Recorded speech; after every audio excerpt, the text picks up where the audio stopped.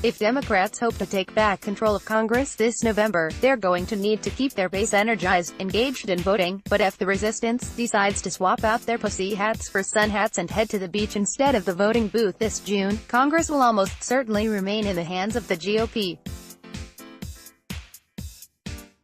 Earlier this week, the Los Angeles Times reported, a safe bet is that only about 6 million votes will be cast in next month's election in California.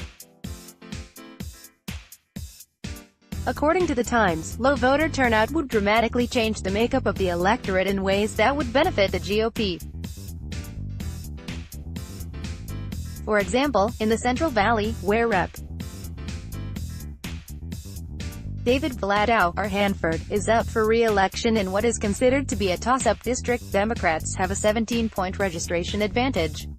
However, the paper added that, if the models are right, that could drop to less than 6 points among those who actually cast votes next month. In Orange County's 39th and 49th congressional districts, there are slightly more Republicans registered than Democrats.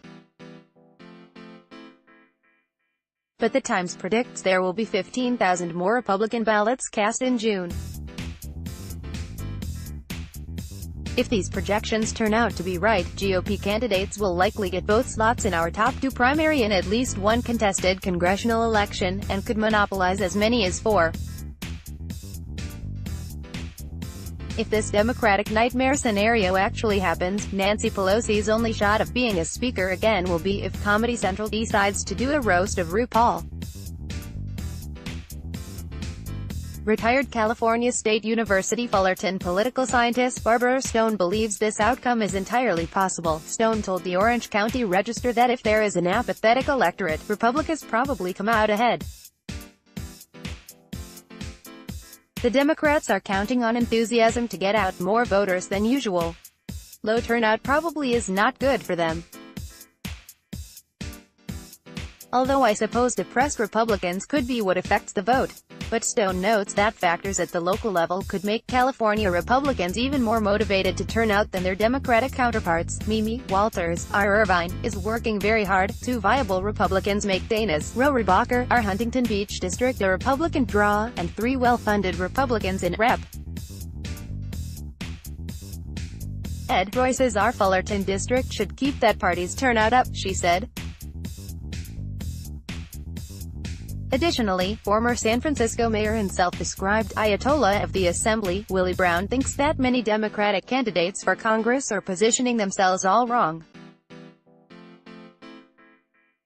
Writing in the San Francisco Chronicle, Brown notes that, like it or not, a significant number of Americans are actually happy these days.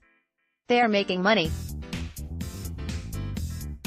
They feel safe, and they agree with the president's protectionist trade policies, his call for more American jobs, even his immigration stance. Brown's prescription for these candidates, rather than stoking the base by attacking Trump, Democrats need to come up with a platform that addresses the average voter's hopes and concerns. Not just the needs of underdogs or whatever cause happens to be the media flavor of the week, he said. Brown is 100% right.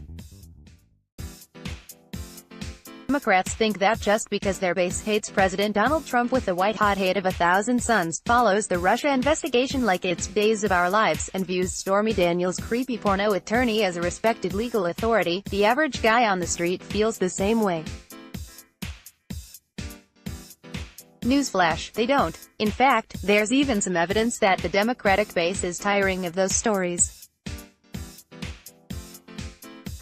Compared to the same week last year, Fox News increased its total viewers in primetime and total daytime hours by 6% and 3%.